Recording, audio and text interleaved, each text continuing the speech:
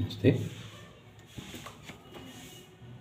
వద్దెన గారి సుమతి శతకం పద్యం. కరణము సాదయ్యున్నను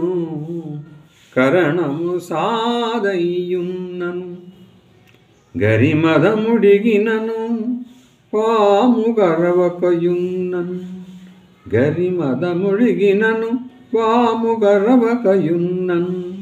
ధరదేలు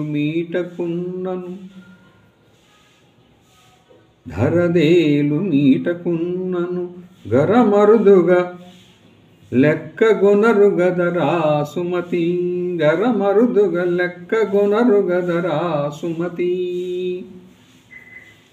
లోకంలో ఎవరు తమ స్వభావానికి విరుద్ధంగా ప్రవర్తించెదరో వారు ఎటువంటి కష్టములను అవమానను పొందుతారో ఈ భావం తెలుపుతుంది. అన్ని వేళలా మెతకదనముతో ఉండేవారిని ఈ క్రింది వాటి విధముగా ఎవరు లక్ష్య పెట్టరు.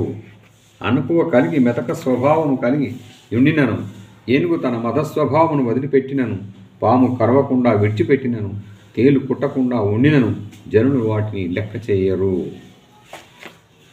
స్వభావమునకు విరుద్ధంగా ప్రవర్తించేవారి గతి గురించి ఈ పద్యం చెప్తోంది.